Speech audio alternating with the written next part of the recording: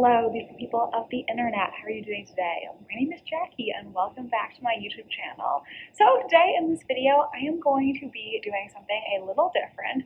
I am going to try to guess, hi baby, what I am going to rate for thriller novels based only on the first chapter. Doesn't that sound fun, baby? Oh. So I got this idea from Ashley's little library. She did a video where she read 3 books, and at the beginning of the book she read just the first chapter, guessed on a scale of 1 to 5 how many stars she thought she was going to give the book just based on the first chapter, and then she read them all to see if she was right. Oh, Drizzle is so cute, my goodness. I'm sorry that I'm getting distracted by this intro. I just love my kitten so much. Oh, do you hear her little meow? She is a squeaker. She is a cute squeaker. Oh. So I thought this looked like a really fun video concept, and I decided that I wanted to do the same thing.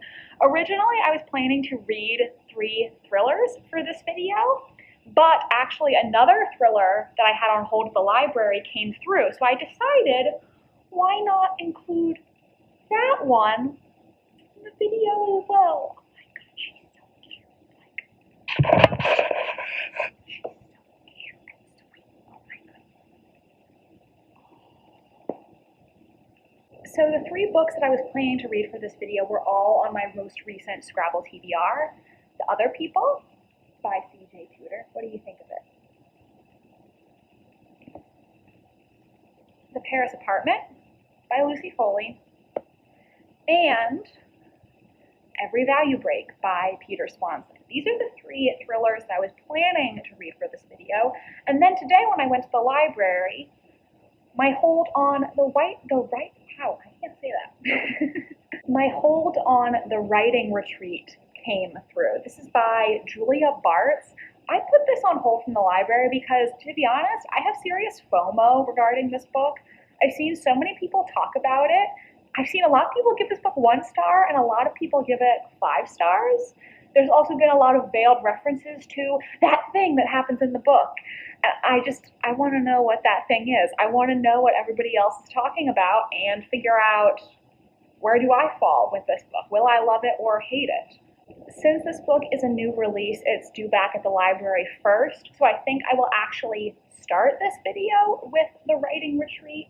Yes, Drizzle, I'm going to start it with the writing retreat, and I'm also starting it with Petting You. So I'm going to read the first chapter of this book, tell you a little bit about it, then guess what I'm going to rate this book, which should be a toughie since there have been such mixed reviews. I don't know what I'm going to rate it. I don't know. Okay, so I read the first chapter. The basic premise of this book is that we're following Alex. Alex has all but given up her dreams of being a writer, but then she's invited to go to a writing retreat hosted by famous author Rosa Vallow. Yes, Rosa Vallow.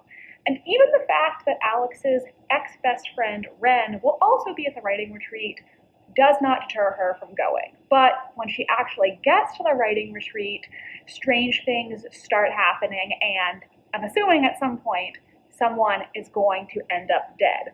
So in the first chapter, we meet Alex. She's going to a book launch party for someone she used to know in her writing group.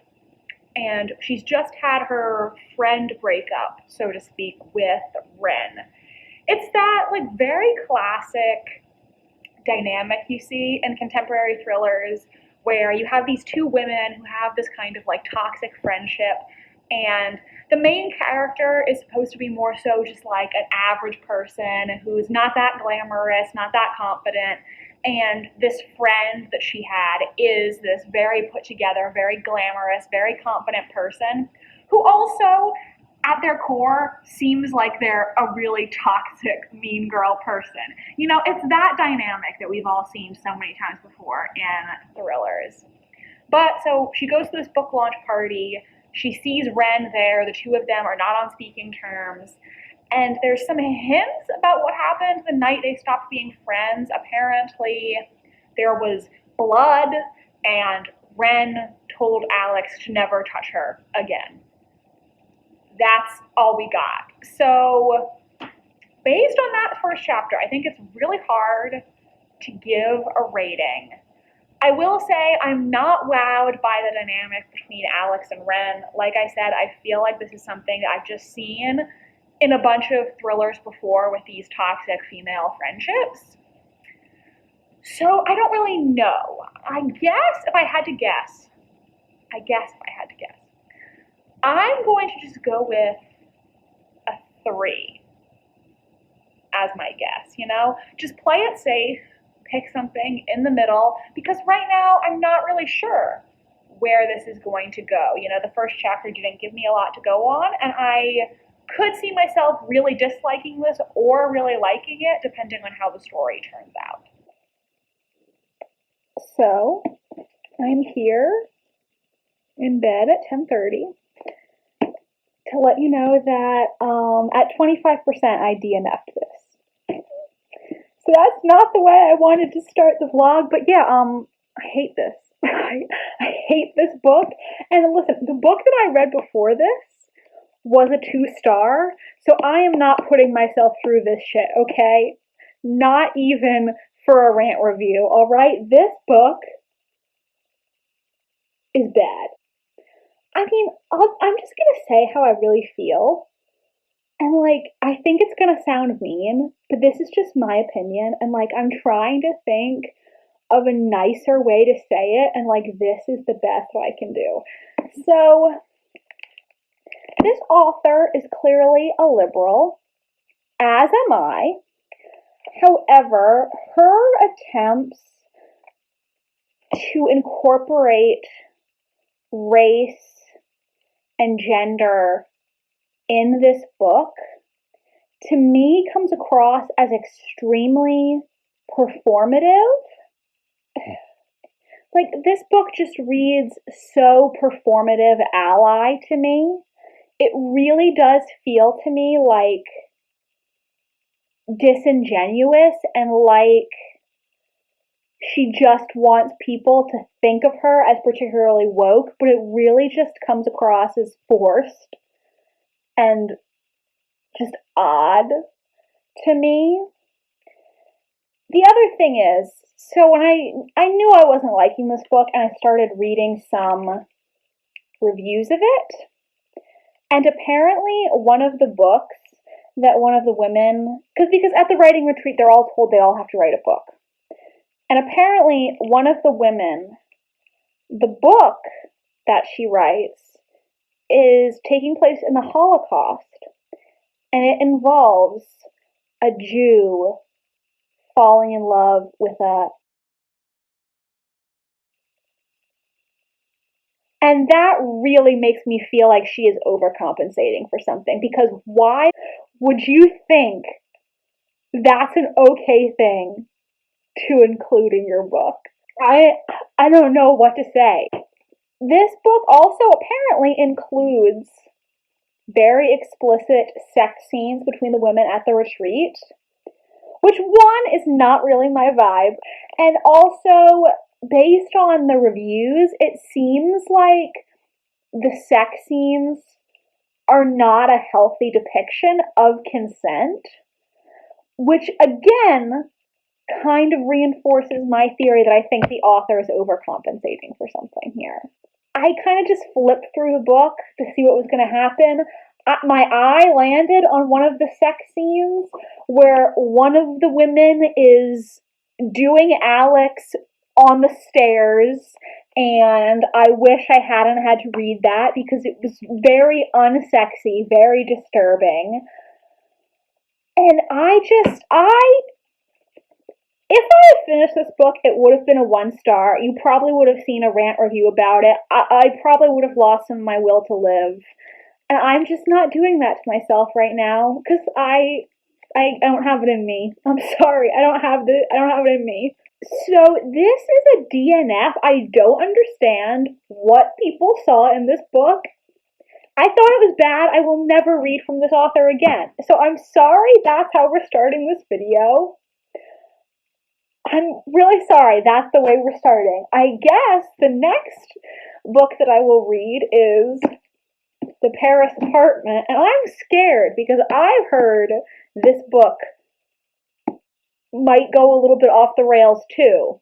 And I really hope that I can read a good book in this vlog. But I don't know.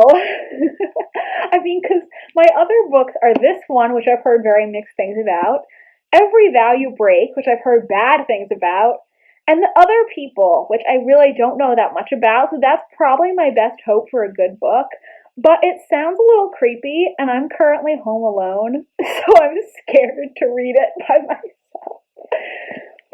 Anyways, hopefully this book will be better. I will read the first chapter and update you tomorrow. Goodbye. Alright, so I've read the beginning of The Paris Apartment.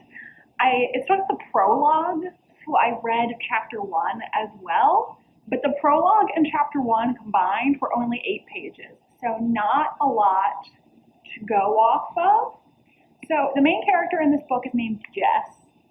Because of course she is. There are a million thriller protagonists named Jess. I would like to ban thriller authors from naming their main female character Jess, because I swear I read about 75 Jesses. Anyways, but so Jess recently left her job. She's looking to get away, so she goes to Paris to stay with her half-brother Ben. But when she gets there, Ben is nowhere to be found, and she doesn't know what happened to him.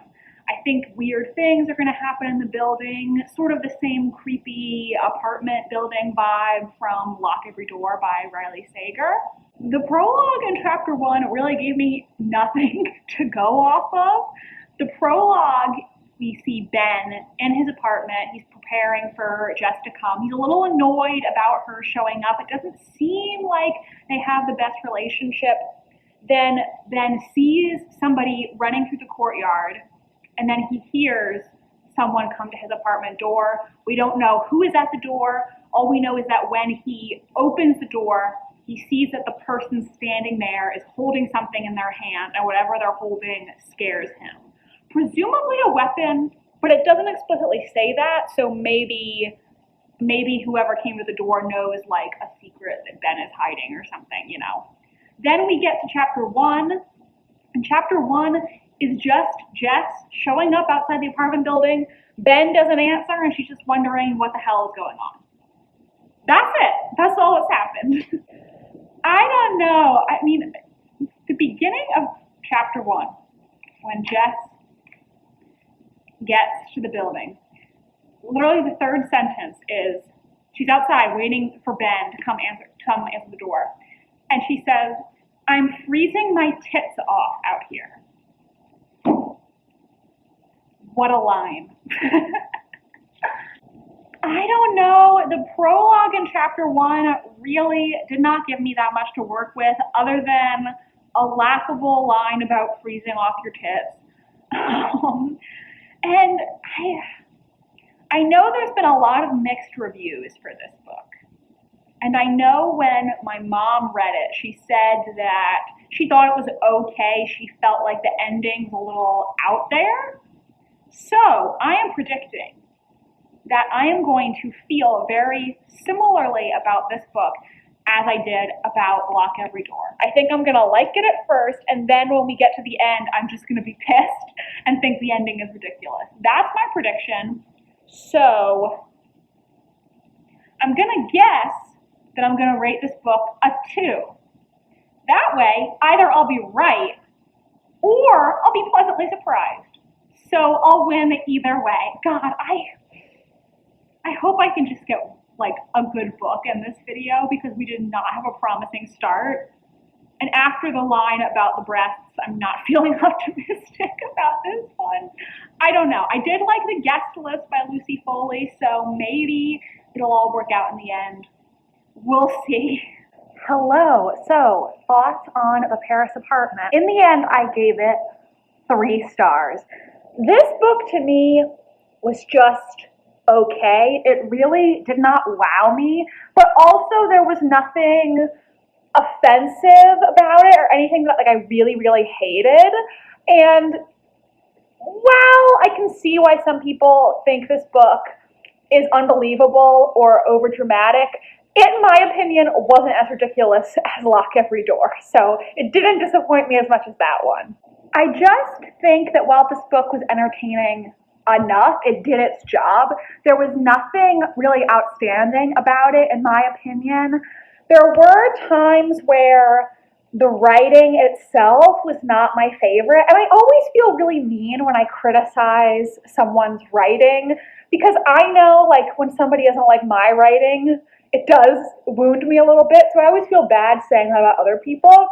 I'll just say that writing is very subjective and people have different preferences. Personally, there were some things in the writing of this that I did not like. I don't know if anybody else noticed this, but I also noticed that this book had at least 10 typos in it. And that's not really Lucy Foley's fault, in my opinion, because everybody makes typos. I just want to know, like, how this book was published with so many typos in it. Like, nobody at the publishing house noticed this. Like, there were so many instances where it was missing a comma, where there were something that should have been two separate sentences, but it was one long sentence that made no sense. Like, you couldn't even say it was a run-on sentence because clearly there should have been a period and then the next word should have been capitalized, because if you read it as one sentence, it doesn't make sense. So I don't know, like, if this library copy is just an earlier printing and they fixed this, but there were so many typos in it, and that really surprised me because before a book's published, so many people have their eyes on it. I'm really shocked that it was published with this many typos in it. So all in all, I thought this book was just fine. But right now I'm gonna go film my wrap-up video, and then after that, I think I'm gonna sit outside and I'm gonna start reading Every Vow You Break by Peter Swanson. So we'll read the first chapter and let you know what my prediction is for that one. So it's the next day. I have read the first chapter of Every Vow You Break by Peter Swanson. Again, not a lot to go off of based on the first chapter, but basically the premise of this book is that our main character, Abigail, at her bachelorette party, she had a one-night stand with this man. She doesn't know his real name, but she's trying to put it behind her. She's just not going to tell her new husband about her infidelity, except when her and her now husband are on their honeymoon, the guy that she slept with shows up. And so I guess kind of the premise of the book is like, did he stalk her? Did he follow her here? What is he up to? You know, I'm kind of wondering if maybe, like, was the one-night stand arranged? Did he intentionally seek her out for some reason? I don't know. We'll find out. But the first chapter, again, doesn't really tell you all that much. We meet Abigail. She is in New York City on her way to work when she sees the man that she had sex with. And she initially tells herself, no, it's totally a coincidence. He didn't even see me. But then she finds in her email inbox an email from him saying, is there any chance that maybe you won't get married and there's a chance for us? But the thing is, she never told him her real name. So she starts wondering, how did he get my email address? How did he know how to contact me? And that's basically it for the first chapter. So, you know, a little unsettling, but really no plot developments, you know? This vlog is a little long, so this is probably going to be the last book I have time for. I'm just going to guess 3. I feel like 3 is a safe bet. That's probably my most common rating that I give out. And I just feel like that's a safe guess for this one. The last Peter Swanson book I read was 9 Lives, and I gave that a 3-star because I'd heard so many bad things about it. I read it and I was like, that wasn't that bad. And since I also know this book is not well regarded, I'm kind of thinking maybe it'll be a similar thing where I'll read it and I'll be like, yeah, that book was fine, but not as bad as I feared. I don't know. We'll see. 3 stars is my guess. Okay, I now understand, I think, why a lot of people did not like this book. First, what did I rate it? I predicted that I was going to give it a 3-star, and in the end, I ended up giving it a 3-star. So I was correct. Now, my theory on why this book did not work for so many people. First of all, I think this book is marketed all wrong. I summarized the plot for you when I picked it up in this video, and based off of the plot description on this book, it sounds like it's going to be, a thriller. And I don't really think that's what this book is. Goodreads, when you look at genres for this book, the top 3 genres it lists are thriller, mystery, and mystery thriller. This book is definitely not a mystery. Really, nothing all that surprising happens. There was no moment where I was like, wow, I didn't see that coming. And thriller, I guess it kind of is a thriller, but if I was going to put this book in a section of the bookstore, I would put it in suspense or even horror. I think this book could qualify as a light horror. At the beginning of this book, it seems like it's going to be a psychological thriller. It's going to be about this man stalking Abigail. But then the book takes such a turn. I guess there was a surprising thing about this book. I was a little surprised by the direction it ended up going because it was not at all what I expected based on the description. And I think a lot of people probably picked this book up and just didn't like it because it really is so different from how it's advertised. You pick up a book thinking it's going to be one thing, and then it just does a complete, change of direction, and I can understand why a lot of people wouldn't like that. This book ended up being a little culty and weird. It reminds me of The Island by Adrian McKinty. Granted, The Island is much weirder, more violent, and more disturbing than this book, but they have somewhat similar vibes with their claustrophobic island setting, our heroine trying to outsmart people pursuing her and trying to survive. So I just really think this book is marketed all wrong because it ended up being nothing like what I was expecting based on the plot description, and I'm assuming a lot of other people probably felt the same. I mean, all in all, I thought this book was fine. It's not really memorable in my opinion, but I didn't absolutely hate it. The one other problem that I had with this that I was going to mention is there is one Black character in this book, and I feel like the way that they keep bringing him up as Black just felt not necessarily problematic, but just cringe. I kind of feel like Peter Swanson was writing this book and he was like, oh, I have to include a person of color in it so that the liberals will think I'm woke. But sir, it just came across all weird. He could have just mentioned the first time the character appeared on page that he was Black and then not bring it up again. Because when he brought it up again a couple times, it read not great. And I was like, oh, Peter.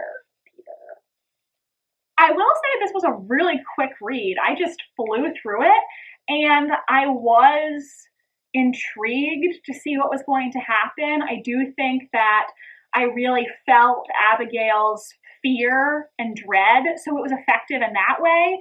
It just was not what I was hoping for when I picked up this book, and it wasn't spectacular. I didn't hate it, but I also didn't really love it either. If you ask me what was my favorite thing about this book, I don't know. I don't know. It was fine. Not as bad as I feared, but also not great. So, this wasn't the most successful reading vlog I've ever done. I had 2 3-stars and a DNF, but let me tell you, I had fun. I had fun filming this and trying to guess my ratings. So let me know if you'd like to see me do this again sometime. Should I try it with 3 thrillers again, or should I pick another genre? What do you think? I hope you enjoyed this video. If you did, make sure to give it a big thumbs up and subscribe to my channel if you want to see more from me. I post new videos every Wednesday and Sunday. My social media links are down below if you want to follow me on Tumblr, Instagram, or be my friend on Goodreads. Thanks so much for watching, and I hope you have a thrilling rest of your day. Bye, and I'll see you next time.